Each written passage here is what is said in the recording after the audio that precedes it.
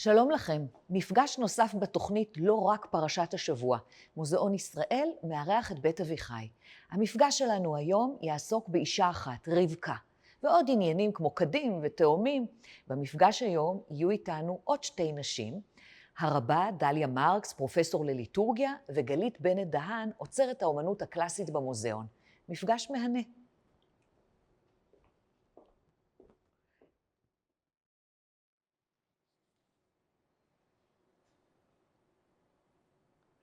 שלום רב וחודש טוב, ברוכים הבאים ללימוד החדש שלנו, ללימוד הנוסף שלנו על פרשת תולדות. בית אביחי מתארח במוזיאון ישראל. תודה רבה לכל האנשים והנשים הטובות שהביאו אותנו עד הלום, דניאלה, סמדר, שחר, תמר, נטע, שניר, קרן ובת חן, ותודה מיוחדת לך, גלית, וגם מזל טוב, יום הולדתך.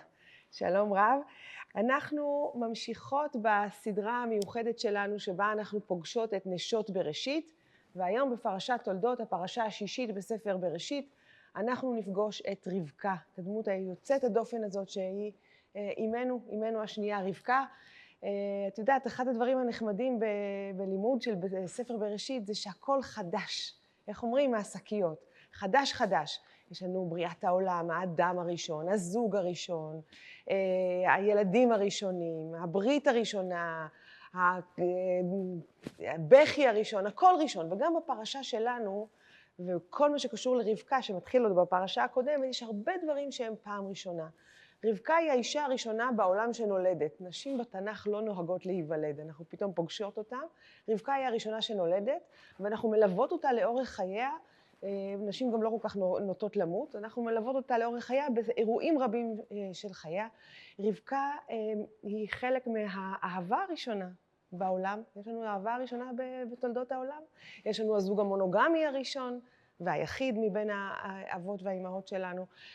רבקה היא הדרשנית הראשונה, רבקה היא הפילוסופית, ההוגה הראשונה, רבקה היא אישה שנבחרת ובוחרת. יש מאמר יפה של פרופסור יעל אשל, שהיא קוראת למאמר בחירתה של רבקה. זה דו משמעי. רבקה גם נבחרת, ותכף נראה איך היא נבחרת, והיא גם בוחרת. גלית, ספרי לי איפה אנחנו. אז אנחנו נמצאים במוזיאון ישראל, בגלריה לארכיאולוגיה קלאסית. הגלריה הזו מחולקת לשני חלקים שמתחברים זה לזה. החלק הראשון הוא העולם היווני, מדובר על פריטים מיוון העתיקה, בעיקר מאתונה. פריטים מלפני 3,000 שנה עד המאה השלישית לפני הספירה בערך, ופריטים נוספים מאיטליה, בעיקר מדרום איטליה, תרבויות עתיקות שהרבה מהם חפפו לתרבויות היווניות. זאת אומרת, היוונים נסעו לאיטליה, גם היו מלחמות פלופונסיות, אז היו מעברים, ולכן אנחנו לא תמיד מפרידים את התרבות, כי יוונים גרו גם בדרום איטליה, הייתה מושבה שנקראת מגנה גרקיה, ולכן אנחנו רואים את אותה התרבות בעצם באזור של דרום איטליה וסיציליה. כן, סיציליה, אנחנו מכירים את ארכימדס שמגיע משם, בעצם סיציליה היא יותר יוונית מיוון הרבה פעמים, ולכן כל המכלול הזה אנחנו מסתכלים עליו כבעצם תרבות אחת, כאשר באיטליה כמובן מתפתחים אחר כך לכיבושים הרומיים ורפובליקה ותרבויות נוספות. חלק קטן של הגלריה מראה את התרבות ההלניסטית, שזה כיבושים של אלכסנדר מוקדון. מה שעשה אלכסנדר מוקדון לקח את התרבות היוונית ובעצם הפיץ אותה בכל המקומות שהוא כבש. אז אנחנו יכולים להכיר את זה בכל מיני וריאציות, את התרבות הזאת. כן, איך היא פגשה את התרבויות המקומיות? איך היא פוגשת תרבות, איך היא עושה אדפטציה לדתות המקומיות, היו מקומות יותר עם סובלנות דתית, אז אפשר לראות באמת את ההשפעות, אפשר לראות את היוונים באפריקה, או אם אנחנו רואים את סוגי הריהוט, את סוגי הקרמיקה.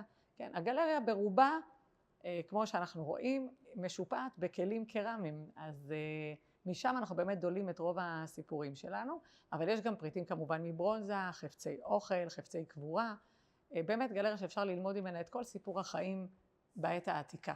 גם התקופה אולי שסיפורי התנ"ך מדברים עליה, אפשר לעשות השלכות, כי בעצם העולם העתיק הוא העולם העתיק, והמנהגים והתרבויות, הרבה פעמים אנחנו כן רואים חפיפה בין התרבויות. איזה כיף, אני מחכה ללמוד עוד. את יודעת, אנחנו שומעים על רבקה בשלב מאוד מאוד לא צפוי. ממש אחרי עקדת יצחק, הסיפור הדרמטי הזה של עקדת יצחק. יצחק ניצל ממוות בידי אביו, אחרי שהקדוש ברוך הוא מנסה אותו, ויהי אחרי הדברים האלה, נאמר כאן, זה מאוד דומה להתחלה של עקדת יצחק, ששם נאמר, ויהי אחר הדברים האלה, ויוגד לאברהם, הנה ילדה מילכה גם היא בנים לנחור אחיך, אחיינים. ואז אנחנו מקבלים רשימה של 8 ילדים של מילכה שילדה לנחור, והאחרון ביניהם הוא בתואל, ואחר כך עוד 4 ילדים שילדה פילגשו של נחור, ששמה ראומה. 12 ילדים בסך הכל, נכון? 12 ילדים זה מספר שאנחנו מכירות אותו היטב. הבן הקטן של מילכה ונחור נקרא בתואל, וכאן נאמר משהו מיוחד. על הדור הבא אנחנו לא שומעים דבר, לא שומעים שום דבר על אחד הצאצאים של ילדיו של נחור, מלבד זה שנאמר לנו, ובתואל ילד את רבקה. מה, 12 ילדים, אנחנו לא שומעים על שום צאצא שלהם, רק על רבקה? כבר יש לנו כאן איזושהי התרמה, איזושהי עדות לכך שרבקה היא איזו דמות נבחרת, דמות שהסיפור התמקד בה.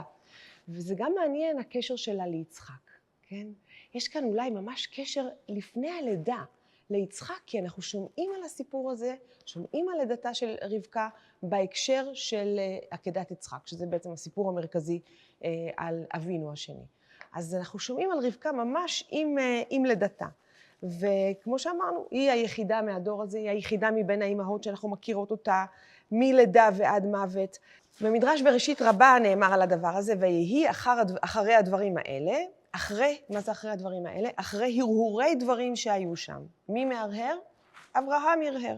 אמר, אילו מת יצחק בהר המוריה, לא היה מת בלא בנים. עכשיו מעשה, עשינו מבנות ענר, אשכול, ממרא, שהן צדקניות, וכי מה אכפת לי מיוחסים, כן?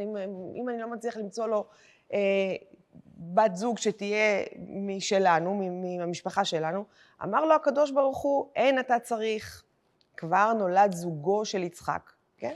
ואז מביאים לנו את הפסוק הזה. הנה ילדה מילכה גם היא, וכולי, וזאת בעצם דמותה של רבקה, שנולדה לפי המדרש, כשהיא כבר מיועדת ליצחק אבינו. ואנחנו פוגשים ברבקה, פגשנו אותה גם בפרשה הקודמת, פרשת חיי שרה, נספר את זה כאן היום, כי אנחנו מתמקדות בדמותה של רבקה, ופחות בעניין של הפרשה. המפגש ליד הבאר זאת סצנה דפוס, שאנחנו פוגשות אותה בהקשרים שונים, וכאן יש בחינה. רבקה יוצאת לשאוב מים, היא לא יודעת שהיא הולכת לעבור בחינה, והיא בעצם עוברת בחינה, ושעבד אברהם בוחן אותה. ובואו נראה מה נאמר לנו כאן. כן, עבד אברהם עורב ליד הבאר לראות מי תהיה האישה שיכולה להתאים ליצחק, בנו של אדונו, והנה הוא טרם קילה לדבר, תפילתו הידועה של עבד אברהם, והנה רבקה יוצאת, אשר יולדה לבתואל בן מילכה אשת נחור אחי אברהם, וחדה על שכמה, ותיאור של הנערה. והנערה טובת מראה מאוד, בתולה ואיש לא ידעה, ותרד העינה ותמלא כדה ותעל. עכשיו אנחנו, יחד עם המספר, אנחנו יודעים מי היא. עבד אברהם לא יודע מי היא. והוא פונה אליה ואומר לה, הגמיעיני נא מעט מים מקדך, שזה קצת מתכתב לי מה שנשמע אחר כך על בנה של רבקה, כן, על עשיו שאומר, הלעיתני נא מן האדום הזה. אבל כאן איזה מין פנייה מנומסת, מעט מים, כן, הגמיעיני נא מעט מים מקדך, ותאמר שתי אדוני, ותמהר ותרד כדה על ידה ותשקהו, וכשהיא מסיימת להשקות אותו, היא רצה להשקות את הגמלים שלו, שכאן יש באמת חסד מיוחד. זה לא רק שהיא דואגת לאדם הצמא, אלא גם לגמלים, ואנחנו יודעות הרי שגמלים יכולים להסתובב הרבה זמן בלי מים, אז יש כאן מאמץ מיוחד. עכשיו, בת כמה הייתה רבקה? אנחנו לא יודעות את זה לפי התורה, לפי מסורת אחת היא הייתה ילדה קטנה מאוד, בת 3, היא נישאה שהייתה בת 3, ולפי מסורת אחרת היא הייתה בת 14, יש לנו תערוכה אחרת כרגע במוזיאון, ילדה קלה אישה על נישואי בנות בקהילות ישראל השונות, שזה נושא בפני עצמו, אבל אנחנו לא באמת יודעות לפי התורה בת כמה הייתה רבקה, אבל תשימי לב לאיזה קדחתנות יש בעשייה שלה, כן? ותמהר ותרד כדה על ידה ותשקהו ותח על אשקותו ותאמר גם לגמליך אשאב עד אם כאילו לשתות, ותמהר ותער כדה אל השוקת ותרוץ עוד אל הבאר לשאוב ותשאב לכל גמליו, והאיש משתאה לה, כן, האיש לא מבין מה קורה, זו ילדה שרצה וכל כך מתפקדת ועושה דברים, והוא כנראה מבין מיד שהיא המיועדת שלו. וכבר אמרנו, רבקה היא האימא היחידה שהועמדה בניסיון, כן, היא הועמדה בניסיון, ממש כמו אברהם אבינו, תכף נראה את הקשר המיוחד בין רבקה ובין אברהם אבינו, חמיה, והיא עומדת בניסיון בהצלחה רבה. כן, נלך מעט אחורה, את יודעת, רבקה מופיעה כאן על דפי התורה, ברגליים קלות, עם הכד בזרועותיה, והכד זה הכלי שבאמצעותו היא ממלאת את שליחותה, היא באמצעותו עונה על הבחינה שהיא נבחנה, והכד הוא כמובן מטונימי לה, הוא חלק ממנה, הוא סמלי לה, הכד הוא מצד אחד כלי קיבול לנוזלים, כלי קיבול למים, מים מאפשרים חיים, זה מסמל פוריות, הכד אולי גם דומה לרחם של האימא, ומסמל את הרחם, אבל בה בשעה, השתייה מן הכד יכולה לסמל התעברות. יש השיר הידוע ששרה אותו שושנה דמארי, חיבר אותו אברהם חלפי ומרדכי זעירה, הלחין אותו, ראיתיך עם כד צמוד אל השפתיים, ואני יושב על משלתי בדד, את בצימונך שתית ממנו מים, הוי חבל חבל שגם אני אינני כד. כלומר, הכד הוא גם הסמל האישה וסמל ההתעברות ולפוריות, אבל גם סמל לאיזושהי הפריה של האישה. יש מסביבי הרבה מאוד קדים, גלית. מה את יכולה לספר לנו? מה את יכולה ללמד אותנו על קדים? קודם כל, כשמגיעים לגלריות של יוון, רומא, או יוון יותר נכון בכל העולם, לאן שתלכי, את תראי תמיד קדים, שדה של קדים. ותמיד אומרים, מה, זה כל מה שנשאר בעצם מהתקופה הזאת, קדים? אז הרבה פעמים כן, מכיוון שבהרבה מקומות ציורי קיר לא נשארו ביוון. בפומפיי כן, יש לנו ציורי קדים, וזו תקופה מאוחרת יותר, תקופה הרומית. והרבה פעמים אנחנו לומדים את כל הסיפורים בעצם מהקדים, כי הקדים היווניים הם לא סתם קדים, הם קדים מצוירים, מאוירים, ועליהם אפשר למצוא את כל הסצנות שאפשר לחלום עליהם, אם זה סצנות מיתולוגיות, אם זה סצנות מתוך התיאטרון, אם זה גיבורים ואלים וחיי יום יום אפילו, ותיאורים של ילדים. אז בעצם הקדים, מי שהולך ומתעמק בכל הקדים, כשיש שדה של קדים זה קצת מעייף אמנם, אז הרבה פעמים הגלריה תהיה מחולקת לפי נושאים שונים שיכוונו אותנו. אז קודם כל דיברת על קורות חייה של רבקה, מלידה עד מוות למשל, יש ציוני דרך פה, אז גם בגלריה פה למשל אפשר לראות פינה למשל של ילדים בנושא של לידה, ואחר כך נוער שמתבטא בנושא של האולימפיאדה, שזה חלק מהחינוך של הבית היווני. וכמובן פינה שעוסקת במוות. הצורות של הקדים, ואני מאוד מתחברת לנושא הזה שאמרת, הנושא הרחמי, הנושא הנשי, הרבה פעמים אנחנו באמת מסתכלים, למשל הכלי שנמצא מאחורינו, כלי שהוא מכונה אמפורה, זה השם היווני שלו, היא לא סחבה את זה, בטוח רבקה לא סחבה דבר כזה. הייתה כזאת גיבורה. יכול להיות, עם כל ההיפראקטיביות, זה יכול להיות שגם הרימה, בכל זאת להשקות גמל, גמל לא שותה לגימה, אלא גמל שותה. אז, אבל זו דוגמה קלאסית, בגלל שהיא גדולה, ואפשר לראות את הכלי הזה, יש בכל מיני גדלים, יש בגלריה המון אמפורות. מה זה אמפורה? אמפורה זה כלי קיבול ליין, ובוא נסתכל עליו בעצם, לראות איך הוא בנוי. זאת נקראת אמפורה צוואר. צוואר מזכיר לנו חלקי גוף. זאת אומרת, יש לה צוואר לאמפורה, יש את הבטן. אמפורה שהיא יותר הגלגלה, זאת אומרת, הצוואר יותר מתאחד עם הבטן, נקרא לה אמפורת בטן, יש לה ידיות שמזכירות ידיים, ופה שהוא פייה. אז אפשר באמת להסתכל על זה, זה כלי קיבול לנוזלים, יש לו מבנה של גוף של אישה, ואפשר להגיד שהחלק הזה הוא חלק רחמי. ואם אנחנו מסתכלים על הקיבול שלו, שזה נוזלים, יכול להיות יין, יכול להיות מים, אז אפשר להגיד שאולי זה מסמל את המים, המים שהם חיים, או מבנה האישה שיכולה ללדת, מי השפיר, כל מיני דברים כאלה שנאמרו המון תיאוריות על הצורות של הקדים. יש לנו גם שימושים שונים לקדים האלה. האמפורה באמת זה יהיה כלי ליין, שהאמפורה יותר קטנה, יש לנו כאן אמפורה מיוחדת עם מכסה למשל, שזה נדיר יותר, כי המכסים לא שורדים. ויש את האמפורה הזאת, שהיא, אפשר לקרוא לה בצורה אמפורה, אבל זה כלי שהוא פיתוס, הוא כלי גדול, שאנחנו רואים את הבסיס שלו, היה מעוגן בתוך האדמה, וזה היה כלי לאגירה של דברים יבשים יותר, כמו תמרים, לא בדיוק, לח. וכדי לשמור עליו בצורה כמה שיותר טובה, תקעו אותו בתוך חדר מחסן למשל, ושמו אותו בתוך האדמה. קירור.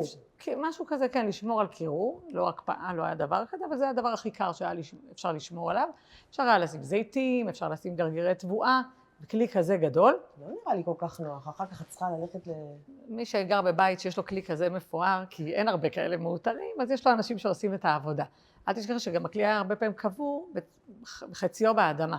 אז היה קצת יותר קל להגיע אליו, הוא יכול להכיל המון אוכל, ובדרך כלל זה היה במחסנים, היו אוגרים את המזון, כדי שכשיש חוסר, ואנחנו גם מכירים את זה מהמקרא, אתה יכול ללכת למחסנים ולהוציא את המזון. הכלים המעניינים באמת זה הכלים ליין והכלים למים וכלי המשתה. שם יש לנו מגוון עצום של כלים, מכיוון שכשבעל הבית היה מזמין אנשים למשתה, הוא היה רוצה להראות את העושר שיש לו. אז היה כלי ליין והיה כלי למים. כי את היין ביוון לא שתו נקי, שתו אותו מהול במים. כי כשהזמינו אנשים לערב מיוחד, לדבר על פילוסופיה ולדבר על מתמטיקה ולדבר על מחזאות, אתה לא רוצה שאנשים ישתכרו תוך רבע שעה, אלא אתה רוצה שהם יישארו. ולכן מהלו. היווני תמיד שותה יין מהול. הברברי, שהוא לא יווני, שהוא לא חי ביוון, שותה יין לא מהול. ולכן הוא משתכר, למרות שגם היוונים השתכרו כשהם שתו כמויות. אז המארח היה מביא את הכלי ליין, האמפורה, מביא כלי למים, שיש לנו כלי נהדר בתצוגה שהוא הידריה, היידרו, זה מים, אז זה השם של הכלי. הוא כלי מיוחד כי יש לו 2 ידיות בצדדים ועוד ידית אחת מאחור. ובכלי הזה, המתואר פה בגלריה, יש לנו גם את שימוש הכלי, כי על הכלי מתוארת ילדה, נערה, לא בת 3, אבל אולי בת 14, שעל ראשה נמצא הכלי. זאת אומרת, אחרי שאיבה את המים מהבאר, היא הניחה את הכלי על הראש שלה. ומולה, האלה דמטר מחזיקה את הכלי ביד. איך היו משתמשים בכלי הזה? למה יש לו 3 ידיות? 2 ידיות באמת להחזיק ולהרים אותו מעל הראש, וידית נוספת לקשור את החבל, להכניס את זה לבאר ולהוציא.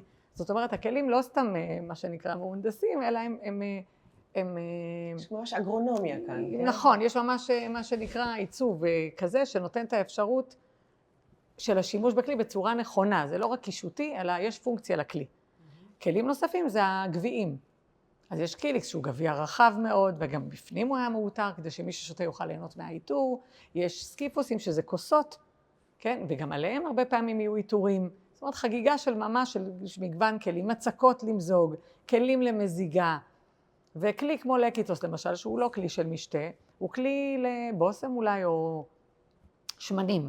איך אנחנו יודעים שהכלים הם לשמנים? הם קטנים יותר, כמו כלים לבוסם. אתה לא רוצה שהשמן או הבוסם יתנדף, ולכן זה כלי קטן יותר. הרבה פעמים גם יש לו מקום לקשור אותו, אפשר לקשור אותו על היד, או לקשור אותו בחדר, לתלות אותו על הקיר, על מנת לשמש לביסום ולשימון הגוף, גם לגברים וגם לנשים. הכלי הלקיטוס, שהוא כלי גם לשמן, גם שימש לקבורה למשל. כן? כמו מצבת קבורה, נהגו להניח אותו על מבנה הקבורה. לפעמים אנחנו רואים בתיאורי קדים מצבות קבורה, ועליהם מגוון של לקיטוסים מונחים. זאת אומרת, הרבה כלים יש להם שימושים נוספים. הכלי בושם דווקא. כלי בושם, כלים קטנים, הוא לא כל כך קטן, הוא כלי בגודל כזה בערך, ויש כלים יותר קטנים. הלקיטוי ברבים, לקיטוס ביחיד, הם כלים שגם כן הונחו בקבורה. ועליהם יהיו למשל עיטורים של, אם זה קבורה של אישה, אז של נשים. אם זה לוחמים, אז של לוחם או יוצא לקרב. זאת אומרת, גם במקום לצייר על הקבר, אתה בעצם מאתר את הכלי ומניח אותו. אז אנחנו רואים שהעניין, העיסוק בקדים הוא באמת היה מאוד מאוד דומיננטי ביוון, והוא גם תוך כדי סיפר סיפור, וגם היו פונקציות שונות לכלים. ולכן גם הגלריות משופעות בכלים האלה. זה מדהים כשאת מספרת על זה. אנחנו כבר נפגשנו פה במפגש קודם, וכל מה שאת אומרת עכשיו חדש, את נפגשת גם עם פרופסור שנען, בסדרה הקודמת. פרופסור שנען היה כאן בשבוע שעבר, הוא גם יהיה בשבוע הבא, וכל פעם את פותחת לנו עוד חלונות חדשים, ממש שווה לבקר כאן אצלך בגלריה. תודה רבה לך על זה. בואי נדבר קצת באמת על המפגש הזה של רבקה עם העבד, אבל לפני כן באמת עוד מילה אחת על הקדים. יש מאמר מעניין מאוד של נורית כנען קדר, שהיא מראה כיצד הדימוי הזה של נערה וכד מופיע המון באומנות הישראלית או בטיפוגרפיה הישראלית בשנים הראשונות של קיומה של מדינת ישראל. אגב, נערות יהודיות וערביות כאחד. זה ממש דימוי שככה מרפרר גם לאומנות האירופאית הקדומה, וגם איזה משהו ככה מקומי, מזרח תיכוני. זה מין ממש סמל של הנערה והכד. רבקה, אותה נערה, אנחנו שומעים עליה שהיא הייתה מאוד יפה, והשם שלה גם קצת מרמז, רבקה ממרבק, כן, מרבק זה עגל מפותם, ואגב, וזה אולי עדות לכך שהייתה קצת שמנמנה ומלאת בשר, מה שמלמד אותנו על אידיאל היופי בעולם הקדום. זה גם די אופייני לקרוא לנשים בשמות של בעלי חיים. 3 מתוך 4 אימהות שלנו קשורות לצאן, כן? יש לנו את רבקה, שזה ממרבק, לאה ורחל, רחלת צאן, ובכלל זה נושא לשיחה אחרת, שמות של נשים ובעלי חיים. יעל, דבורה, חולדה, זה לא מעט כאלה יש. אם כן, אני עושה הערת אזהרה, אנחנו לא נידרש כאן לפרשנות המאוד נועזת על מה שקרה אולי בין רבקה ובין עבד אברהם בדרך לכנען.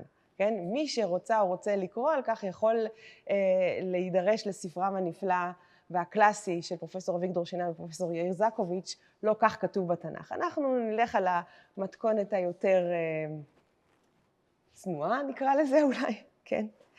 אז מתונה, כן? אז כמו שראינו קודם, באמת יש 13 פעלים בארבעה פסוקים של מה שרבקה עושה, היא כל כך קדחתנית.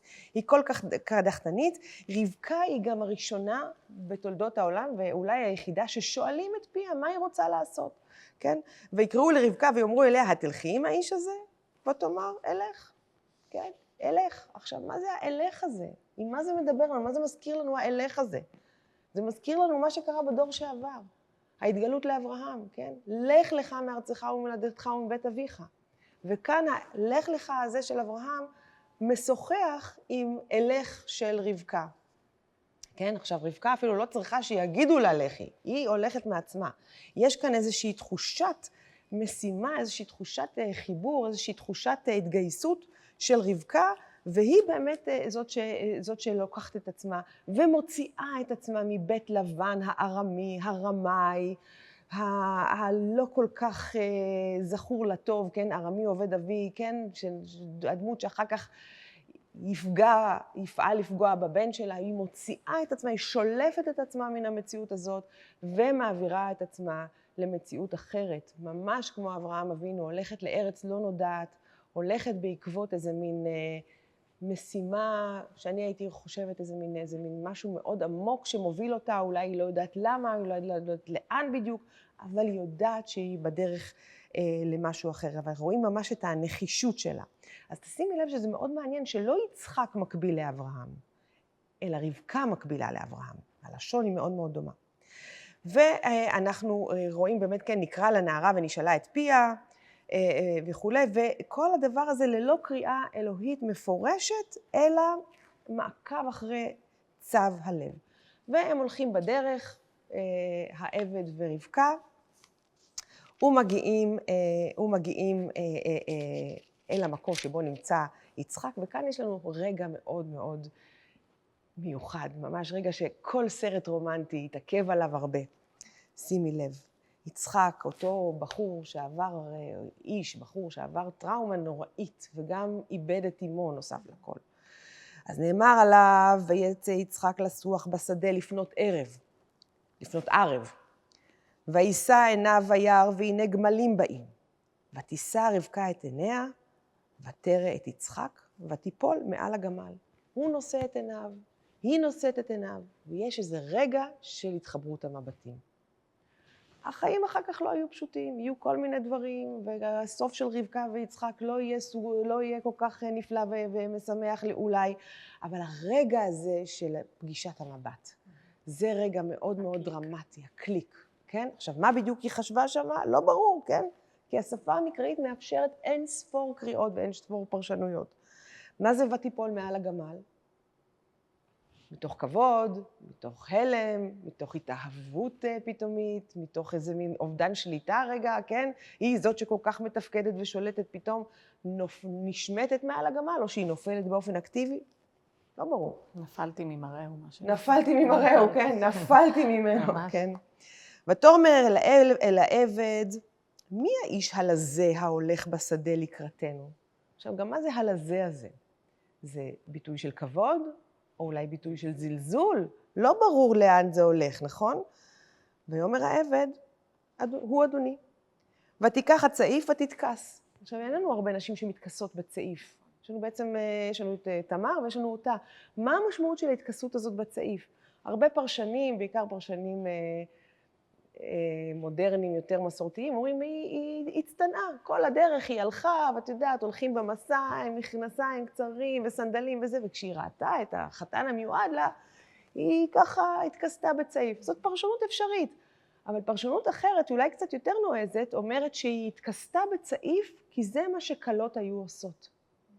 היא כיסתה את עצמה בצעיף,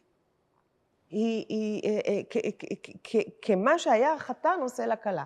אז היא מתפקדת כאן בסיטואציה הזאת באופן מאוד מאוד מעניין, גם כמו הכלה, כי היא הכלה, וגם כמו החתן, היא באופן אקטיבי בוחרת את השידוך הזה. היא באופן אקטיבי מבטאת במעשיה שהיא בוחרת להינשא. אולי מסמנת לו, כאילו אני מתכסה, אתה הבחירה שלי בעצם, יכול להיות גם נכון, דבר כזה. נכון מאוד. עכשיו, כמו שאת ככה רומזת בדברים שלך, אנחנו חיות כאן, אנחנו מדברות כאן על עולם מאוד פטריארכלי. כן? היא לא יכולה לבוא ולהגיד לו דברים. היא יכולה לעשות דברים שיסמלו את רצונה. וזה גם יהיה ככה בעתיד, נכון? אנחנו נראה את זה גם בהמשך. וכמו שאמרנו, כן, אנחנו רואות את האהבה הראשונה בתולדות העולם. ויביאיה יצחק האוהלה שרה אמו. כן? יהיה לנו תסביך אימא קצת, אז הוא מביא אותה לאוהל של שרה אמו. ויקח את רבקה. כן, זה מעשה הלקיחה שלה, כן, המימוש הזוגיות הזאת, ותהי לו לאישה, חיים משותפים.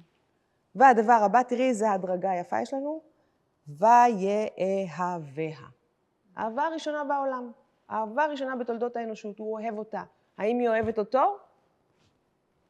אני לא יודעת, אולי, פתוח לפרשנות. תראו, המספר המקראי נותן לנו כאן הרבה אפשרויות לקריאה. והסיום של העניין הזה, וינחם יצחק אחרי אמו.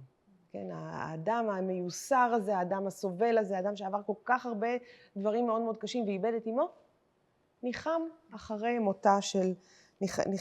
מותה של אמו. הפרשה שלנו מתחילה בתולדות יצחק, ותשימי לב עוד פעם, אנחנו מדברות על יצחק ומיד הולכות קדימה ואחורה. ואלה תולדות יצחק בן אברהם. אברהם הוליד את יצחק. מה תולדות יצחק? שאברהם הוליד אותו. ויהי יצחק בן 40 שנה בקחתו את רבקה בת בתואל הארמי מפדן ארם אחות לבן הארמי לו לאישה.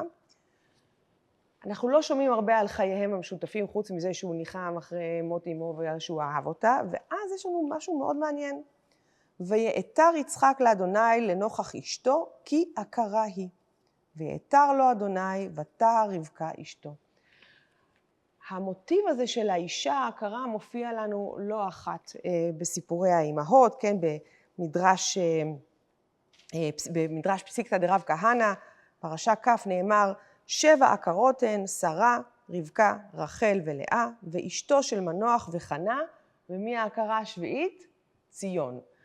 אבל לעומת העקרות האחרות שיש לנו כאן אנחנו לא שומעות על העקרות שלה רק לאחר העתירה הזאת של יצחק. אנחנו לא שומעות עליה שהיא עצמה סובלת מזה, אנחנו לא שומעות על כך שהיא מיוסרת מכך שהיא עקרה. אנחנו רואים, זה לא רבקה מבקשת פרי בטן, אלא יצחק נעתר, עותר לקדוש ברוך הוא לנוכח רבקה, אבל לנוכח הזה נותן לי להבין שאולי היא הייתה שם לידו. שמניח שרבקה הייתה שם בסיטואציה, ובאמת המדרש, נגיד מדרש אגדה בראשית לפסוק הזה, אומר לנו שהייתה היא מתפללת בצד אחד והוא מתפלל בצד אחר. עכשיו לנוכח גם אפשר להבין את זה כאל על עודות, ככה למשל רד"ק מבין את זה, כן? מה זאת אומרת לנוכח אשתו? בעבורה, שלא יצטרך לקחת אישה אחרת להוליד ממנה. לפיכך התפלל מאוד בעבורה, שייתן לו האל ממנה בן. או, אומר לנו הרד"ק, פירש לנוכח, זה הפירוש הראשון שאמרנו, לנוכח אשתו, כי בשעת התפילה עומד היה לנוכחה כדי שיכוון עליה בליבו. כן? ורש"י גם אומר, זה עומד בזווית זו הוא מתפלל, וזו עומד בזווית זו הוא מתפללת. ובאמת הם מקבלים הריון, וההיריון הזה הוא הריון מאוד מאוד קשה, מאוד לא שגרתי, לא ברור לנו מה קורה כאן, והתרוצצו הבנים בקרבה, ותאמר אם כן, למה זה אנוכי? איזו אמירה חזקה. זאת האישה הראשונה שיש לו מחשב, או האדם הראשון בעצם בעולם, שיש לו מחשבות קיומיות, מחשבות הגותיות, מחשבות פילוסופיות. למה זה אנוכי? מי אני, מה אני? למה אני כאן? למה אני בתוך הסיטואציה הזאת? למה הדברים האלה קורים לי בכלל? כן? ותלך לדרוש את אדוני. ותלך לדרוש את אדוני נותן לי לחשוב על כך שהיא הדרשנית הראשונה. היא האישה הראשונה שבאופן אקטיבי הולכת לדרוש את אדוני. עכשיו, הדבר הזה של ותלך לדרוש את אדוני, הדרשנים שלנו והפרשנים שלנו מאוד התקשו בו. כן, מה פתאום אישה והיא הולכת לדרוש את אדוני? אז תראי שיש כאן כל מיני פרשנויות שמרחיקות את העניין הזה. למשל, בבראשית רבה, בפרשה ס"ג נאמר לנו, וכי בתי כנסיות ובתי מדרשות היו באותם ימים. ולא, לא הלכה, אלא למדרש של שם ועבר, כן? היא הלכה, לשם היא הלכה. אלא ללמדך שכל מי שהוא מקביל פני זקן, כמקביל פני שכינה. ובמדרש שכל טוב, שזה מהמאה ה-12, נאמר לנו, מה זאת אומרת לדרוש את אדוני? לבקש רחמים על העובר, ואף על פי שאברהם קיים, הלכה אצל זקנים. עוד פעם ללמדך שכל המקבל פני זקן שבדור, כאילו מקבל פני שכינה. ורש"י אומר, הלכה לבית מדרשו של שם, ומדרש בחור שור, פירוש בחור שור אומר, הלכה על פי נביאים, וחזקוני, שהיה פרשן צרפתי, מהמאה ה-13, הלכה לדרוש בנביאים שהיו באותו זמן. מה זה העניין הזה? אתם רואים, את רואה שיש כאן איזשהו מאמץ אקטיבי להתחמק מהעובדה שהיא באמת הלכה לדרוש את אדוני. מה זה? זה תפילה, זה פנייה, מה הולך כאן? אבל יש כאן קשר אישי בינה ובין הקדוש ברוך הוא, כן? ואז הקדוש ברוך הוא אומר לה, כן? הוא אומר לה ישירות, עוד פעם, לא ליצחק. יצחק הוא זה שנעתר, הוא זה שמתפלל, הוא זה שמבקש, אבל הקדוש ברוך הוא עונה לה, הוא נותן לה נבואה. אני רוצה לשמוע ממך, אם יש לך מה לספר לי כאן על נבואה בעולם שאת מתעסקת איתו, שני גויים בבטנך ושני לאומים מאייך ייפרדו, ולאום מלאום יאמץ, ורב יעבוד צעיר. זה דרשה, זה נבואה מאוד חזקה, מאוד עוצמתית, אבל מה היא בעצם אומרת? היא לא כל כך ברורה. זה מין אמירה כזאת קצת עמומה, שמשאירה לרבקה לפרש אותה. ואז באמת נולדים הילדים, אבא אוהב את תאומים, אבא אוהב את עשיו, אמא אוהבת את יעקב, ונמשיך מכאן. אבל מה יש לך לספר לנו? קודם כל הדברים שאמרת, אני מנסה לחשוב על כל מיני הקבלות וכל מיני דברים דומים, והתרוצצו המחשבות בראשי, מה שנקרא. לא מלשון ריצוץ, אני מקווה. לא, זה מה שבראש, אבל גם אצלה זה לא נראה לי, פשוט חוויית התאומים הזאת היא כנראה הייתה מוזרה, כמו שזה נראה, וגם מדהים שהם מתארים את חוויית ההיריון, שלא מתוארת במקומות אחרים, ואני מנסה לחשוב גם על העניין הנבואי שיש כאן, גם על זה, קודם כל שהיא הולכת לדרוש, והשאלות שהפרשנים מעלים, זה הם מחפשים איזשהו מבנה שהיא צריכה לדרוש בו, כאילו היא לא יכולה לצאת לדרוש בעצמה בחלל הפתוח, זו גם שאלה כאילו שעולה מכאן, ושאני מנסה להתחבר על זה, גם ביוון היו מקדשים. וכשהולכים לדרוש במקדשי, אז הולכים למקום של המקדש של האל. וברוב התיאורים שאנחנו רואים, גם בספרות, אנחנו רואים שהולכים למקדש. לא רק שהולכים למקדש, גם נותנים איזה מנחה, ושם הולכים להתפלל לאל או לבקש כל מיני דברים. והמקדשים חולקו בצורה כזאת לפי נושאים, למשל האל אסקלפיוס היה אחראי על הרפואה. אז אתה הולך למקדש של רפואה, ואתה נותן איזשהו פריט, למשל זה יכול להיות איזה מולד כזה של אוזן או עין ולתת במקדש כדי לבקש על רפואה, אבל אתה באמת הולך למבנה. רגע, לא הבנתי, מה זאת אומרת מולד? משהו ווטיב כזה, חתיכת חמר שבצורת אוזן, למשל היא מעוצבת, אם כואבת לך האוזן. אם כואבת האוזן. אתה שם במקדש. אבל אתה הולך עם איזושהי מנחה, אתה נותן איזשהו משהו ואתה הולך למקדש, אתה באמת הולך למקום ציון. לכן זה מאוד מתחבר לי התפיסה הזאת, כי זה לא היה מקובל ללכת לשדות אולי כמו שעושים היום החסידים המודרניים. כמו שעשה יצחק, שיצא לסלוח בשדה. ואולי זה כן יכול היה להיות, אבל זה כאילו נורא מפריע לפרשנים. וכשאני מתחברת לזה ממקום של יוון וגם לנבואה, אז כן, יש מקדשים שמתעסקים בנבואה. למשל המקדש בדלפי, שם הייתה יושבת האורקל, שזו מה שנקרא, האורקל זה היום נקרא הנביאה, השם האורקל, היא הייתה פיתיה, הייתה סוג של נביאה כהנת כזאת, שהייתה נמצאת בתוך המקדש, ולפי התיאורים הספרותיים, היא הייתה מתנבאת שם. ומתוך האדמה יצא איזשהו עשן או משהו כזה, ולידה היו כהנים. בספרות מוזכר המון הנושא הזה של ללכת לשאול את האורקל, על כל דבר הלכו לשאול. קודם כל זאת הייתה אישה. איך את מסבירה? יש המון, דווקא גם בגלל שמעמד הנשים, ותכף אני אפרט עליו, הוא היה קצת שונה, אבל אפשר למצוא את הנושא של נשים החזקות שם, והפיתיה הייתה אישה שמתנבאת, אבל מי שהיה מתרגם את המלמולים שהייתה ממלמלת זה גברים. אז הם יכלו גם למסור אינפורמציה, לא ברור בדיוק מה, גם היא לא הייתה ברורה, זאת אומרת, זו הייתה פרשנות כזו שהיו מעבירים את זה לאדם שהיה מגיע למקדש, כדי לדרוש לדעתה של הפיתיה על כל מיני נושאים. בין היתר, על לידות, על פוריות, על בחירת בנות זוג, על ניצחונות במלחמות. כל דבר היו הולכים לפיתיה הזאת שהייתה מתנבאת, היא הייתה יושבת על טריפוד, זה מה שמתואר, טריפוד זה כיסא בעל 3 רגליים, טריפוד, והמקדש, כל האזור הזה הוקדש לאל אפולו, שהוא אל הנבואה, הוא נחשב לאל הנבואה. למשל, יש לנו מטבע באוסף שאפשר לראות מצד אחד את האל אפולו, שהוא אל מאוד מאוד יפה, הוא תמיד בתואר, יפה תואר, ואגב הייתה לו תאומה. הם שני אלים, הם אפולו וארתמיס, שארתמיס היא הייתה אלת הציד והחיות, ואפולו היה אל הנגינה, בדיוק אל הנגינה הקלאסית. אני לא יודעת אימא שלהם את מי אהבה יותר, אבל הייתה אחת יותר פעילה, דווקא זו האישה, היא הייתה גם ציידת וגם אלת החיות, הייתה מסתובבת עם סמלה קצרה של ציידים בצדה, ואפולו היה אל המוזיקה הקלאסית, אבל שניהם היו די אכזריים הזוג הזה. כן? הרבה פעמים לא היה כדאי להתעסק עם האלים הללו, והוא חלק מתחם בדלפי עם האל דיוניסוס, שגם הוא אל די פרוע. אל היין. אל היין.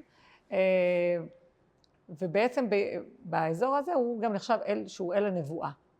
כן? הוא גם אביו של אסקלפיוס, אל הרפואה, שאולי זה גם דברים שמתחברים ביחד, ולשם היו מגיעים. נשים שהיו מגיעות לפיתיה, אנחנו לא מכירים הרבה, יש מעט נשים שמגיעות, ובכלל התרבות הזו הייתה מאוד מאוד גברית. כמו שפה אמרת, התרבות היוונית היא תרבות פטריארכלית. כשאנחנו מדברים על דמוקרטיה ביוון למשל, אז לנשים אין זכות בחירה. זה לא כזה תמוה, כי יש גם מדינות באירופה שעד אמצע המאה ה-20 לא הייתה שם זכות בחירה. אבל ביוון למשל נשים לא נכללו. הן היו נמצאות בתוך הבית הרבה פעמים. הן לא היו משתתפות למשל באירועים ציבוריים, כמו ללכת לתיאטרון, או להשתתף בכלל כשחקניות בתיאטרון. אין שחקניות נשים בתיאטרון. יש גברים מחופשים לנשים, וככה ההפקה מתבצעת. אבל כן יש להם מקום כדמויות מפתח בתוך האגדה ובתוך התיאטרון ובתוך המחזאות. בתרבות בכלל. בתרבות בכלל הן מאוד חזקות, זאת אומרת, אם יש לנו דמות כמו מדעה, שאוריפידס כותב על האישה מאוד חזקה ודעתנית, היא קיבלה התקף קנאה בבעלה שבגד בה ורצחה את הילדים, ואז היא מתארת ממש את החיים בתוך הבית ובתוך החברה היוונית, כמה שהיא חברה פטריארכלית וכמה שאישה צריכה לדבוק בגבר, והיא צריכה בעצם לצאת מהבית של האבא. כאן את מתארת שיצחק הולך לבית אמו, שזה גם כן מבחינת, כאילו, למרות שהתרבות היא פטריארכלית, הוא נזכר לבית אמו, שהוא היה נורא נורא קשור לאמא. ביוון היא קשורה לאבא, והיא גם לא יוצאת לרחוב לבד. אני לא יודעת אם רבקה יצאה עם עקדים לבד, לפי מה שמתואר, אבל סביר להניח שהיא יוצאת עם בנות לוויה, או עם גבר הרבה פעמים, ואם אין לה אב, אז יש לה אח. ואז היא הולכת לבית בעלה, ושם היא בעצם הופכת להיות האישה שלו, כאשר את הנדוניה שהיא מקבלת, מעבירים לבן זוג שלה. זאת אומרת, אין לה זכויות על שום דבר, התפקיד שלה באמת להיות נשואה, אגב, נישואים מונוגמיים, זאת אומרת, גם כן לגבר, הם לא היו נישואים פוליגמיים, זאת אומרת, גבר היה לוקח אישה אחת ביוון, אבל היו לו מאהבים ומאהבות, גם גברים, בעיקר גברים וגם נשים, או מאהבות או הטיירות, שזה עוד מעמד נשי של פרוצות, מה שנקרא בעת העתיקה, שדווקא להם כן היה מעמד, הם למדו לקרוא ולכתוב, כי הם היו עסוקות בלשעשע את הגברים. הן היו צריכות להיות נשים משכילות, אז יש כל מיני מעמדות.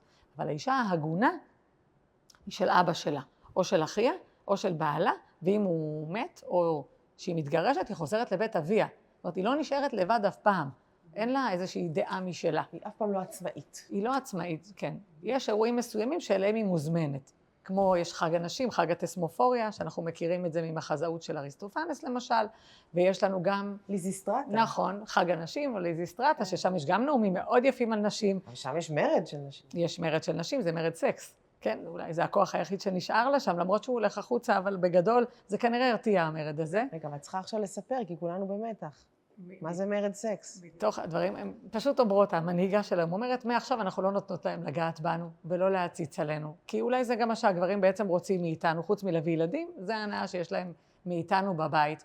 ואנחנו לא ניתן את זה, כי אנחנו עושות הרבה יותר, כי אנחנו שוות הרבה יותר, כי יש לנו כוח לדבר. ובמחזה של קומדיה, למשל, שהיה מוצג ביוון, ישבו בדרך כלל נבחרי העם. ובמחזאות הזאת, בהצגות האלה, היה קצת יותר חופש. זאת אומרת, אתה יכול לפנות למישהו בשם שלו. פשוט הם עמדו השחקנים גברים, מחופשים לנשים, מדברים טקסטים של נשים, ואומרים את כל מה שקורה עם הנשים. כל המעמד שלהם החברתי, איך בעצם מפלים אותם לרעה. אז אפשר ללמוד משם, מתוך הגבר שכותב בעצם את המחזה, על המעמד הזה. אפשר ללמוד איך גבר ראה את המעמד הזה. היום היינו קוראים לזה הסגברה, לא? מנספליינינג. נכון, מצד שני... מדברים בשם נשים. נכון, מצד שני, נגיד, לעומת הסופר המקראי שלפעמים מסנן לנו דברים ומדגיש דברים אחרים, במחזה מדע ובמחזה חג הנשים, אנחנו רואים דברים שבאמת אפשר להזדהות איתם, גם כנשים מודרניות, על המצוקה, על התסכול. זאת אומרת, המחזאי, אוריפידס למשל, שהוא טרגדיקן, זה טרגי, המחזה הוא טרגי, הוא עושה, היא רצחה את הבנים בתוך תסכול, הוא מדבר על קנאה, הוא מדבר על אהבה, מאוד מזכיר את מה שקורה פה, פתאום נפתח פה איזה צוהר לרגשות של האישה. אז גם אם גבר כותב את זה, הוא היה מאוד מאוד מאוד מחובר, אוריפידס נענש גם על זה. כל מיני דברים שחלקו קצת על התרבות ועל האלים, הוא הוגלה בסוף. הוא סיים את חייו במקדוניה, בגלל שהוא העז לדבר. חתרני מדי. מאוד חתרני. ומאיפה היה לו לשמוע? זו גם שאלה. כי למשל נשים לא השתתפו באירועים חברתיים, לא השתתפו בסימפוזיון. אז איפה הוא נפגש עם הנשים האלה? אולי הוא הצליח לחדור, אולי הוא התחפש מה את אומרת? לאיזה פסטיבל של דמטר, למשל ששם כן היו נשים, פסטיבל שנערך פעם בשנה באלאוסיס, ליד אתונה. אז את אומרת שהוא ולשם הגיעו רק נשים. אולי כי הוא מוציא דברים מתוך הנשים, את כל הדברים הכי פנימיים, את התסכולים, הוא מוציא תסכולים, יש שם המון דברים רגשיים.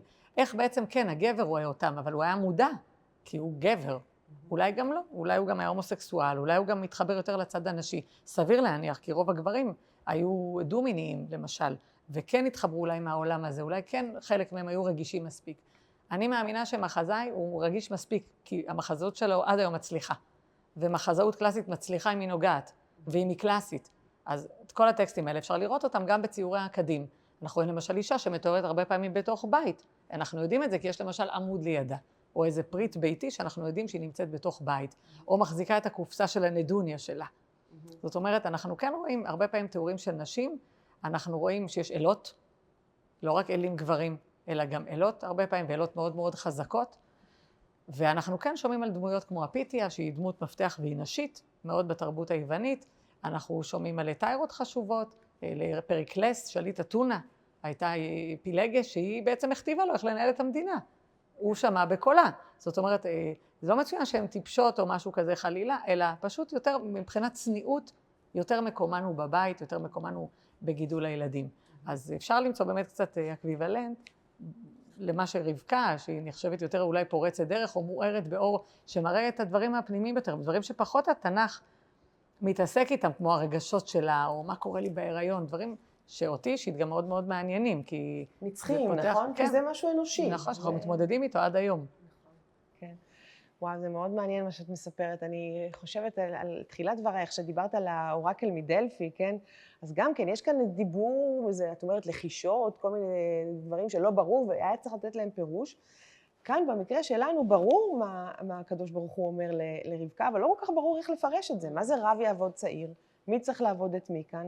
מי שנולד ראשון, מי שהיה אמור להיוולד ראשון, מה עם מכירת הבכורה, זאת אומרת, זה לא כל כך ברור, ורבקה היא בתפקיד של הכהנים, שאת אומרת כאן שהיא, מפרשנים את זה. בדיוק, היא זאת שנותנת את המשמעות, היא זאת שמפרשת, והיא זאת שבוחרת.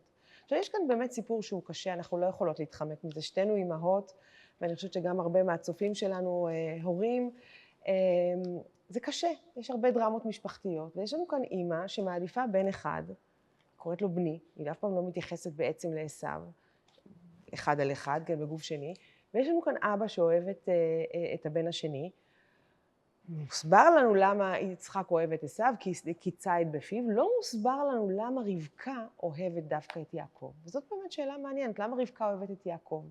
האם רבקה באמת ניחנה כאן באיזושהי תחושה, באיזושהי יכולת נבואית להבין שכאן באמת יקבע הדור, כאן באמת יש את ההמשך, זה באמת הבן שממנו יהיה איזה ניצוץ אלוהי, ממנו באמת יכול להיות המשך, יש כאן איזה משהו שהוא מעבר למציאות היומיומית. עכשיו תראי, אני באופן אישי נורא צר לי על עשיו. התורה לא מגנה אותו. הוא איש ארצי כזה, מין דובי, שעיר, אדום, אוהב ציד, מין איש שטח כזה. מסוכס, כן. כן? לא אומרים עליו משהו רע. פרשנים הפכו אותו למי שהוא צד בפיו את הבריות, והוא אשם בכל החטאים הנוראים שיש בתורה, גילוי עריות ושפיכות דמים, ומה שאת רק רוצה. אבל זה לא נאמר בתורה, ההפך, הוא דווקא בן אדם מתחשב, שהוא רואה שההורים שלו לא מרוצים מהאנשים שהוא לקח, הוא לוקח נשים אחרות, הוא דואג לאבא שלו. הוא לא דמות שלילית, אבל זה כמובן נושא אחר. מה שכאן רציתי ככה לפתוח לנו איזשהו פתח להערכה של מה שרבקה עשתה. וכמובן לכך שהיא בחרה את יעקב, ועזרה ליעקב, בעצם הנחתה את יעקב, הובילה את יעקב, שגם הוא מתנהג כאן קצת כמו נעבך, למצב שבו הוא גונב מאביו את הבכורה. כן, יש לנו כאן באמת מתח מעניין בין ראייה ובין עיוורון, וגם אצלך במחזות אני חושבת שזה מאוד מאוד פעיל. האם העיוורון של יצחק הוא רק עיוורון פיזי, אלא או גם עיוורון רוחני, עיוורון אינטלקטואלי, והחדות הראייה הזאת של רבקה, האם זאת רק ראייה פיזית או גם משהו מעבר לזה? באמת היו פרשנים שונים וגם חוקרים שונים שהעריכו באופן שונה את המעשה הזה של רבקה, שהיא בעצם הונתה גבר זקן וחסר אונים. האם זה מעשה נורא והיום? חלק מבעלי ביקורת המקרא, שהייתה כאן אולי אפילו נימה אנטישמית קלה, מאוד גינו את גונקל למשל, מאוד גינה את רבקה. אבל את יודעת, בתורה לא תמיד הרמאות זה דבר שלילי, נכון? תמר רימתה את יהודה, המילדות רימו את פרעה. רמאות כשלעצמה זה לא דבר שלילי, תלוי מה עומד מאחוריה. נכון. נכון. ואליעזר שווייד אומר לנו כאן, אליעזר שווייד המנוח, מתורת יהודה זה היה המעשה שהיה עליה לעשות. אילו החמיצה אותו, היה נגרם עוול גדול הרבה יותר, שהיה בבחינת מעוות שאי אפשר לתקן. במעשה התרמית היא הצילה את אישה קצר הרעות מן החטא החמור הזה, ובזה גמלה עמו חסד. ואני רוצה להביא בפנייך פירוש מאוד מעניין ומאוד חתרני, הייתי אומרת, של הסיפור שלנו מתוך ספר היובלים. זה ספר חיצוני שנכתב בסוף המאה השנייה לפני הספירה, ושם נאמר שאברהם אבינו, לא פחות ולא יותר, אברהם אבינו הוא זה שפונה לרבקה, לא ליצחק, והוא בעצם זה שבוחר את יעקב, כן? זאת לא רבקה, אלא הוא בעצם בוחר את יעקב, ונאמר כאן, ויאמר אליה ביתי, שמרי את בני את יעקב, כי הוא יהיה תחתי בארץ, לברכה בבני אדם, ולכל זרע שם לתהילה. כי ידעתי כי בו יבחר אדוני לו לעם סגולה מכל העמים אשר על פני האדמה. והנה יצחק בני אהב את עשיו מיעקב, ואני ראיתיך כי אהבת צדק, כלומר אהבת אותו בצדק, אהבת את יעקב. הרבי עוד היטב לו, והיו עינייך עליו לאהבה, כי הוא יהיה לי לברכה בארץ, מעתה ועד כלות כל דורות העולם. תחזקנה ידייך, ושמחי בבנך ביעקב, כי אותו אהבתי מאוד מכל בניי עד עולם. יתברך, כן, שמי בו ויהי זרעו מלוא כל הארץ, והוא ממשיך, ובעצם אברהם מבין שאין טעם לדבר עם יצחק. הוא לא מנסה אפילו לדבר עם יצחק, הוא ישר פונה ליעקב, בהמשך הוא מברך את יעקב, ואחר כך אני חושבת הדבר הוא בעצם מאמץ את רבקה, הדבר הכי מרגש כאן זה הברכה שרבקה עצמה נותנת לבנה ליעקב, ונאמר כאן, ואני חושבת שזה אחד הקטעים הכי יפים בכל הספר כולו, ובעת ההיא ירד רוח הקודש בפיה, ותסמוך את שתי ידיה על ראש יעקב, ותאמר, יעקב מספר לה לפני כן שהוא נמנע מלשאת אישה, כי הוא פחד לשאת נשים מבנות הארץ, והוא כבר חיכה לגיל 60 ומשהו, ואז היא כל כך מתרגשת מהדבר הזה, והיא מברכת אותו. ברוך אתה אדוני צדק ואלוהי העולמים, וברך אותך, בני, מכל דורות האדם, ונתן לך בני דרך צדק, ולזרעך יפתח צדק, והרבה בניך בחייך, והיו למספר ירחי השנה, 12 ילדים, ובניהם ירבו ויגדלו מכוכבי השמיים, חלום יוסף, כן, יש לנו הרבה רפרורים לעניין הזה, ומכל הים ירב מספרם. עוד פעם, הברכה של אברהם ליעקב, שימי לב כמה ספר היובלים שם את כל הקלפים בידיים של רבקה, וכל זה בתמיכתו של אברהם. כן, אז את ממש רואה שאברהם ורבקה עושים יד אחת כדי לקדם את יעקב. וזה קצת אולי מנקה את רבקה מאיזו העדפה הורית, אלא באמת מייחס לה את חוש הנבואה שיש לה. זהו, שרבקה הייתה בעצם נביאה. אז יכול להיות שהיא ידעה דברים שאולי יעקב לא ראה, כי יש פה איזה חוש, יצחק. בעצם יש לה איזשהו חוש נבואי, כמו שהיא רואה, והיא נותנת את הברכה לא סתם, היא נותנת את הברכה שהיא בעצם רואה את העתיד שמתקרב. כמה שיצחק הוא אבותינו וכבודו במקומו מונח, אולי לסופר המקראי או לפרשנים היה קשה להבין שפה רבקה היא הדומיננטית פחות מיצחק, והיא מקבלת את ההחלטות, עובדה, אבל עדיין בגיבוי של אברהם. זאת אומרת, יש פה גבר עדיין שמגבה אותה. אבל את יודעת מה, אני רק רוצה לקחת צעד אחד אחורה, וכן לתת איזה קרדיט ליחסים האלה, שאולי קצת התקלקלו לאורך השנים. לא רק שיש כאן האהבה הראשונה בתולדות העולם, יש כאן גם המזמותי אהבים הראשונים בעולם, כן? בדרך כלל כשמדובר על יחסי מין, אז ויקח את, או ויבוא אל, או יבוא על, וכאן יש לנו, ומסופר לנו שאבימלך ככה משקיף מבעד החלון ורואה את יצחק מצחק את אשתו. והפרשנים מבינים את מצחק עושה אהבה, כן? יש כאן משהו שמאוד מאוד דיאלוגי, משהו מאוד מאוד זוגי, לא רק משהו פונקציונלי. אנושי גם מאוד. מאוד אנושי, לא רק כדי להוליד ולד. אז אמנם באמת התקלקל להם לקראת סוף החיים, אבל אני לא חושבת שזה משהו שצריך להחתים את כל מערכת היחסים המאוד מאוד מיוחדת הזאת. קודם כל ספר יובלים, אני שמחה שהבאת, כי יש לנו את המגילות הגנוזות פה במוזיאון, והמגילות האלה בעצם מראות מגוון ספרות עתיקה, ביניהם ספר יובלים, או ספר מכבים, או ספר חנוך, ספרים שלא נכללו בקאנון, אבל הם כן היו, והם כן נכתבו, ולכן כן אנחנו מתייחסים אליהם, הם פשוט לא נכנסו ל-22 הספרים שבסופו של דבר נכללו בתנ"ך שאנחנו מכירים היום, שכולל 24 ספרים. אז כן צריך לדעתי, כמו שהבאת להתייחס לספר הזה, זה נהדר, כי הוא שופך אור, אולי גם יש סיבות שהוא לא נבחר להיכלל, אולי בגלל שהוא קצת פמיניסטי יותר, ונותן חתרני, אולי נותן במה, והיו שיקולים די שרירותיים, הייתי אומרת, כן איזה ספרים להכניס ואיזה לא. אז לכן הספרות הזו היא מאוד מאוד חשובה, היא גם בת התקופה שאני עוסקת בה, זאת אומרת נגיד מהשנייה לפני הספירה, מהשלישית לפני הספירה, זו אותם התקופות שאנחנו מדברים עליהם. יש גם קולות אחרים, נזכיר, יוסף בן מתתיהו למשל אומר בקדמוניות היהודים, שלא היא ותלך לדרוש את אדוני, אלא יצחק הלך. לא יכול להיות שאישה תעשה דבר כזה. אז יש קולות שונים. נכון, אבל אנחנו גם מכירים עוד נשים במקרא שעשו את זה, וזה הולך ונהיה יותר נפוץ. שהאישה מבקשת, בייחוד או נשים עקרות או אחרות, אבל פה היא בעצם מבקשת על הבנים. מדהים אותי לראות שיכול להיות שיצחק כן התפלל על עשיו, ואז היא התפללה על יעקב, בכל זאת תאומים, זאת אומרת, עם כל הורה יש לו את וגם הדימוי, כמו שאמרתי, על התאומים, אפולו וארתמיס, אז יש אחד יותר פרוע אולי, ואיש אדמה ויותר מחובר, שזו הייתה ארתמיס במקרה הזה, יותר ארצית, ויש את הדמות היותר רוחנית, היותר רגועה, היותר מתונה, אולי אחת כזאת שיכולה להוביל ולהנהיג. ואני בטוחה שרבקה, הנביאה, כן ראתה בעיני רוחה איך כל אחד יכול להנהיג. זה לא שהיא אהבה את הילדים פחות. בתור אימא אני יכולה להגיד לך שהילדים הם לא דומים. תודה לאל. ואתה אוהב את כולם באותה מידה, אבל כל דבר יש לו משהו ייחודי יותר, ואולי יצחק באמת אהב את החלק הגברי יותר, את הציד, ושהוא יוצא והוא מביא את התוצר הביתה, והוא דווקא לטובה, שהוא שחום, אולי כי הוא בחוץ כל הזמן. שחום, הוא אדום. אדום מהשמש אולי, לא? אבל משהו כזה, אדמוני או איש שטח יותר. אז כן. גם ביוון, נשים כן היו בבית וגידלו את הילדים ודאגו לחינוך של הילדים. הם היו היורשים בעצם של הבית. גם יש לנו פינה נחמדה של ילדים, אמא וילד. הרבה פעמים זה באמת דמות אמהית והילד, זה פחות האבא.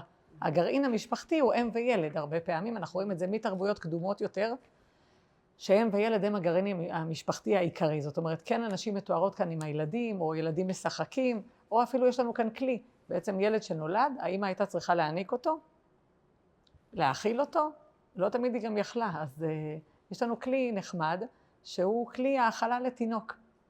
התחלתי מכלים, ואנחנו גם נסיים בכלים. כלי האכלה, וגם מבחינה אנטומית, הוא בנוי בגודל כזה בערך, נראה כמו שד. יש לו פייה עליונה שאפשר להחדיר את החלב שנשאב על ידי סחיטה הרבה פעמים לתוך הכלי, והזרבובית, אם אפשר לקרוא, דמוית פטמה. ממש, כאשר יש לנו ציורי קדים שמראים שהילד מחזיק את זה ושותה. ואז רואים עוד פעם סצנות בתוך הבית. בקבוק, שתייה, בקבוק האכלה, השפה היפה זה נקרא. יש גם משחקים לילדים, והאמא תמיד היא שם. היא דואגת לילדים, היא מגדלת אותם, היא מחנכת אותם, היא דואגת לחינוך שלהם. כאשר בגיל יותר מאוחר, 6, 7, 8, הם כבר יוצאים לחינוך. זאת אומרת, הם יוצאים לבתי ספר. ביוון אנחנו יודעים שהיה חינוך, החוגים הנלמדים זה פילוסופיה. לבנים רק, לא? בנים וגם בנות, למשל בספרטה, הם גם למדו אומנויות לחימה והיו ספורטאיות מעולות, אבל לא השתתפו בתחרויות הספורט. זאת אומרת, הם כן למדו. חלק מהדבר היה החינוך הגופני. החינוך הגופני הוא לא רק בא לעשות כושר, כמו שהיום עושים כפיפות בטן ובודי בילדינג, אלא כל הנושא של תזונה נכונה, כן? וכל הנושא של האוכל הנכון, ומה אני אוכל כדי לפתח את הגוף הבריא, והנפש הבריאה זה הספורט. וזה, כל הדברים האלה מגיעים באמת מתוך הבית, מפנים הבית. שם האישה הייתה מאוד מאוד דומיננטית, וכן קיבלה כנראה החלטות. יפה, וכאן אנחנו רואים אישה שלא רק קיבלה החלטות בתוך הבית, אלא גם קיבלה החלטות מחוץ לבית. נבואיות לדורות. וחשבתי אולי ככה ממש לקראת סיום, להביא מדרש מודרני, מדרש חדש, מתוך הספר דרשוני מדרשי נשים, בעריכת ויינגרטן מינץ ותמר ביאלי. ועל המילים, ויעתר יצחק לאדוני לנוכח אשתו כי יקרה היא, כותבת חגית רפל את הדברים הבאים. זה עומד בזווית זו ומתפלל, וזו עומדת בזווית זו ומתפללת, זה ראינו כבר במדרש הקלאסי ורש"י, אבל כאן נאמר לנו ולא נענו, כי מפורדת תפילתם ואינה נובעת ממעיין אחד. ראה הקדוש ברוך הוא בצערם ופקח את עיניהם. נתייצבו יצחק ורבקה זה מול זה, זה לנוכח אשתו וזו לנוכח אישה. הסירו צעיפיהם, זוכרת שהיא קודם התעטפה בצעיף? ומחיצות לבבם וראו עין בעין. רבקה רואה את הדרו של יצחק, אך גם מומים בו. שאין הוא חופר בארות כאברהם אבינו, אלא משמרם בלבד. ויצחק רואה את רעייתו, את יופייה ותום ליבה, אך גם מומים בה. את סבל הכרותה וכאב מילים ששכין עליה הבריות, בת רשע ואחות רשע. וקיימו וקיבלו עליהם לחיות באהבה, באחווה, בשלום וברעות, כן, מתוך 7 ברכות המילים האלה, עם מומים שבהם. ונגולו רחמיהם זו על זה וזה על זו. ויש אומרים, מאותו גל רחמים שאב יעקב תעצומות ליבו לגול את האבן הגדולה מעל הבאר, כן, שאחר כך כשהוא פגש את אהובתו רחל, ואז נאמר לנו ותהר רבקה. ואני רוצה להודות לכולכם שהייתם איתנו כאן היום, ולכל האנשים והנשים הטובות של מוזיאון ישראל ובית אביחי. בשבוע הבא יהיה כאן פרופסור אביגדור שנען, ואולי נסיים, כיוון שהיום ראש חודש וגם יום הולדת שלך, אז לכבודך, ונסיים במילות תפילה של הרבה גילי צדקיהו, וזה מופיע בתוך הספר בזמן. מי שברך את שרה בעדנה, הוא יברך אותנו ביכולת להתחדש בכל גיל. מי שברך את רבקה שלנו בקול שנשמע, הוא יברך אותנו בסביבה קשובה לרצונותינו. מי שברך את לאה בפריון, הוא יברך אותנו בפרי לעמלנו. מי שברך את רחל באהבה, הוא יברכנו ביכולת לאהוב גם את עצמנו. מי שברך את יהודית בתושייה ובמנהיגות, הוא יברך אותנו באומץ וביכולת להסיר מכשולים מדרכנו. שבת שלום וחודש טוב. תודה רבה. הרווחתי גם ברכה, אז טוב שבאתי. תודה.